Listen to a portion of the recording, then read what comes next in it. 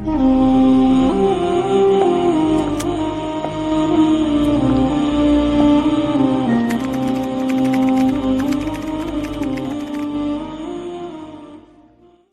الله الرحمن الرحيم. اللهم صل وسلم وبارك على سيدنا محمد. اعزائي جميع متابعين قناتكم ارانب الخير في كل بيت، انا معاكم النهارده ان شاء الله في فيديو جديد جميل، تابعوه للنهايه. فيديو النهارده فيديو خير ورحمه وتفاؤل وامل. احنا النهارده بنجهز الارنبه السوداء دي للولاده. بسم الله ما شاء الله. لازم الارنبه لما تيجي تولد يا جماعه بتقل من الاكل خالص، واوقات كمان بتقل من الحركه. في ناس كتير بتبعت على التعليقات وبتبعت على التليجرام كلام اسئله وبتقول الارنبه يعني عشار في الايام الاخيره ما بتاكلش خالص،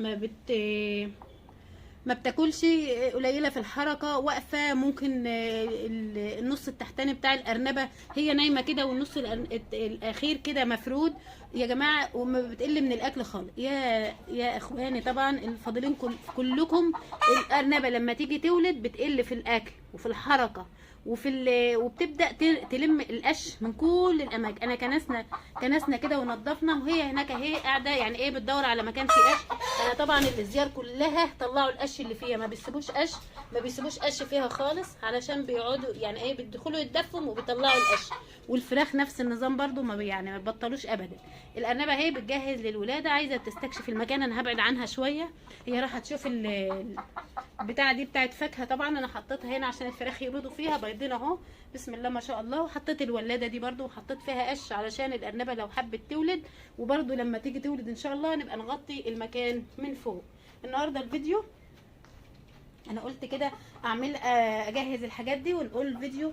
لازم الارنبه لما بتيجي تولد من اقل حاجه 5 ايام او 6 ايام بتقل في الاكل. ليه؟ لان الخلفات بتبقى ضاغطه على الحجاب الحاجز، بضغطه على المعده، حجمهم كبر وخلاص ملوا البطن بقى، ما هتعرفش تاكل. ممكن شويه بقدونس، شويه جرجير، اي حاجه خضار في البيت ممكن اغسله كويس واحطه قدامها هتاكل. انما هي مش هتاكل زي الاكله بتاعت يعني مثلا انا مربيهم في السلكات فوق او في اي مكان هتاكل الاكل بتاعها كله وتخلصه زي كل مره، لا طبعا استحاله. ليه؟ لان هي كده خلاص دخلت بتستعد للولاده، هتبدا تنتف، هتبدا تقل من الاكل بتاعها، تبدا تدور على مكان يكون امين وكويس تولد فيه. طبعا الفراخ البلدي زي ما اتكلمنا المره اللي فاتت في الفيديو اللي فات عن الفراخ البلدي والارانب البلدي. انا مش عارفه هم خايفين ونايمين كلهم هنا كده ورا الازيار ليه. معاهم الذكر انا سبته في الارض علشان لو في ارنبه ولا حاجه تتلقح، ورغم ان هم كلهم بسم الله ما شاء الله كلهم عشار. انا اليومين اللي جايين باذن الله كلها هتبقى ولادات ان شاء الله. شكلها كده الارنبه السوداء هي اول واحده هتولد. انا حطيت لها كده الولاده وسبت برضه الازار مفتوحه، ومكان اللي عليه البيض ده ممكن الاقي معاه ارانب ولا حاجه. البيض ممكن الاقي الارنبه والده جنبه، بس انا هشيل طبعا البيض علشان الفراخ ما توسخوش، يبقى نضيف كده. لازم البيض لما الفراخ بتبيضه لو فيه تراب ولا اي حاجه بنضفه بقماشه مبلوله وانضفه يبقى جاهز عندي للاكل. اهي هي كل شويه جايه عندي الولاده، فانا لازم اجهز الارنبه. لو هي ام بكريه وهتولد استنى احط الولاده من اول الاسبوع الاخير كده، يعني قبل ما تولد ب5 6 ايام ابدا احط لها الولاده. بتبدا تنعكش في القش في الاكل وبترميه في الارض. لو انا بربي في البطاريات اقلل الاكل شويه واحط لها شويه قش في الولاده. ليه؟ هتتلهى فيهم وتبعد عن الاكل. بترمي الاكل في الارض، بتتبول على الاكل، بتبهدل الاكل. فانا اقلل الاكل خالص، احطه اسيبه شويه، لان هي اصلا مش هتاكل بسيط قوي. لو كلت هتاكل حبايتين 3، مش هتاكل اكلها كله. ليه؟ لان هي كده خلاص دخلت في الولاده. بعد الولاده بقى هتبدا تاكل اكلتها تاني وهتبقى كويسه معايا تاني. ابدا اجهز لها ولاده كده، واحنا طبعا مربينا على الارض، فانا حطيت الولاده كده والزيار موجوده. انا المره اللي فاتت لقيتها والده في الزير، المره اللي قبلها ولقيتها كانوا والدين على الارض الارانب البلدي.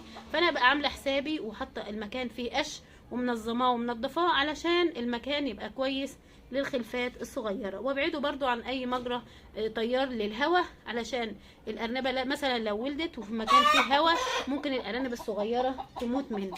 فانا لازم يكون المكان دافي، ومكان الام تكون برضو حنينه، هتولد في مكان كويس للارانب الصغيره. فالنهارده فيديو الارنبه السوداء، استعدادات الام للولاده. زي ما في ناس مثلا تقول انا ادي للام ايه قبل الولاده، ممكن فيتامين. بلاش اي حاجه فيها حقن علشان ما ارهقش الارنبه واتعبها، اقعد اشكشكها بالحقن، لا، اي حاجه فيتامين تجريع، واحط مثلا 2 سم فيتامين واكمل السرنجه لو هي 5 سم او 3 سم جلوكوز، يبدا يقوي الارنبه ويخليها كويسه معايا، وفي نفس الوقت اديها قدره ونشاط ان هي تولد وتستحمل الولاده ان شاء الله. طيب في ناس بتقول قد ايه للارانب اللي، في ناس بتسال يعني وبتقول قد ايه العلف غالي، ما اقدرش اجيب علف لو انا بربي ارانب بلدي.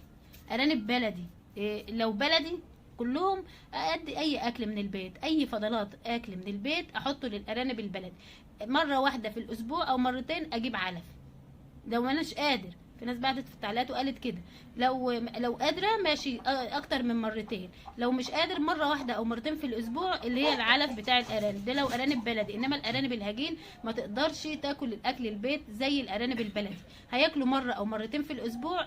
العكس بقى، الارانب الهجين تاكل مره او مرتين في الاسبوع اكل من البيت، والباقي لازم علف علشان التحويل والرضاعه والخصوبه. العلف فيه مواد تكميليه عن الاكل اللي في البيت. الاكل اللي في البيت زي ما قلنا ينفع للارانب البلدي والفراخ البلدي، انما الارانب الهجين لازم العلف بتاعنا لازم ياكلوه.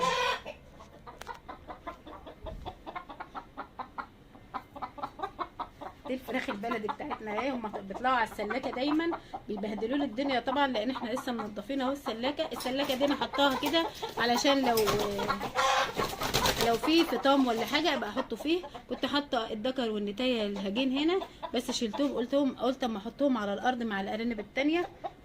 الفراخ اهي طبعا زي ما قلنا الجو دفى اليومين اللي فاتوا، البيض بدأ يكتر بسم الله ما شاء الله. البيض طبعا مهم ومفيد، وغلى اليومين اللي فاتوا دول برضه. الارانب البلدي اهي، دي الامهات عشاره اهي، لازم الاكل زي ما قلنا يبقى محطوط قدامهم، والميه تبقى نظيفه لازم، والمكان يبقى متطهر ومتنضف مره في الاسبوع زي ما قلنا على الارض. ولو في السلكات كل يوم لازم علشان الميه بتاع الارانب ما تعملش ريحه امونيا. وهوي المكان كويس، لازم يكون في المكان تهويه جيده للمكان كويس قوي علشان ريحه الامونيا ما تجيش على الارانب وتتعبها. اهو بسم الله ما شاء الله الارانب البلدي اهي. فانا النهارده كنت بجهز المكان لخلفه الارنبه السوداء باذن الله هتولد معانا بعد كده. الارانب البلدي دي مره واحده ولدت على الارض، ومره تانية 2 ولدوا في الزير. بس طبعا الجو البرد اليومين اللي فاتوا انا مش هكذب عليكم، الخلفات ماتت مني بسبب البرد الشديد. فاحنا بنتعلم وبنشوف برضو الاخطاء بتاعتنا ايه.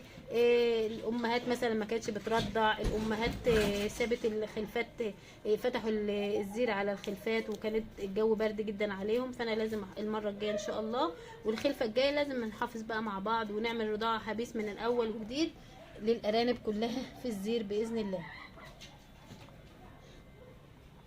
الارنبه السوداء بسم الله ما شاء الله، يعني انا دلوقتي لقيت الخلفات خلاص، يعني هي خلال يوم او 2 باذن الله هتولد، وباذن الله هنصور خلفات مع بعض. هي مره ولدت 4 ومره ولدت 6، ربنا يزيد ويبارك. المره دي يكون خلفه حلوه كده باذن الله. وده الذكر اهو، ربنا يزيد ويبارك. هنا اهو طالع من بين الزيار.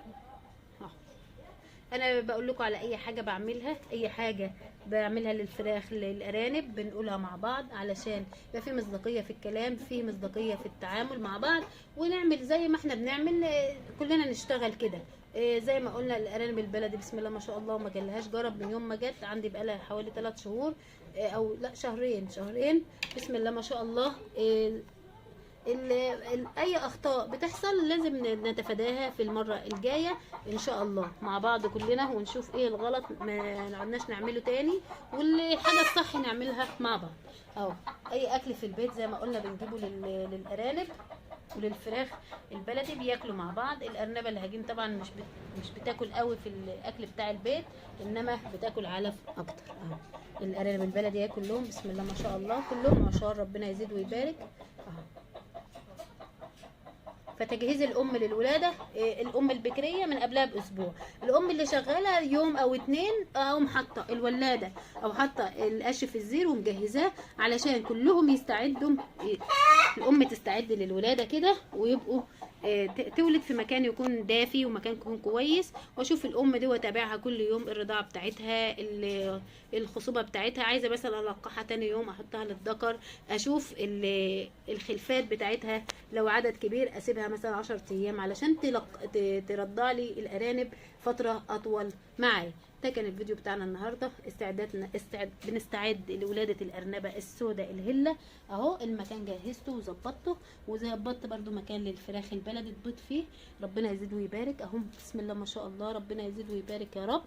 استنوا بقى مني الفيديو بتاع ولاده الارنبه الهله السوداء ان شاء الله الايام الجايه. وده كان الفيديو بتاعنا النهارده، يا رب ينال رضاكم ونال اعجابكم ونكون دايما عند حسن ظنكم. استنونا في فيديوهات جايه كتير ان شاء الله نستفيد فيها كلنا مع بعض من تربيه الارانب البلدي والفراخ البلدي على الارض اهو.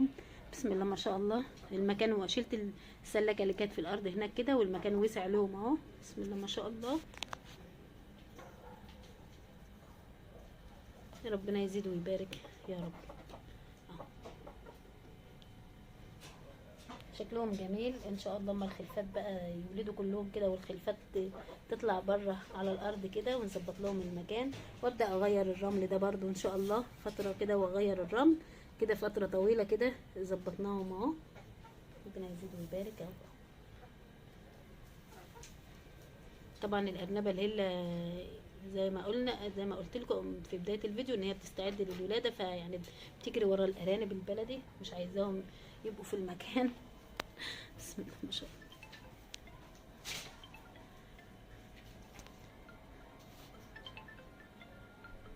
ده كان الفيديو بتاعنا النهارده، يا رب ينال رضاكم ونال اعجابكم ونكون دايما عند حسن ظنكم. استنونا في فيديوهات جايه كتير ان شاء الله. اي حد يحب يتواصل معايا على تليجرام ارانب الخيل للسيدات على رقم الشيخ سامر 010 646 19771. والسلام عليكم ورحمه الله وبركاته.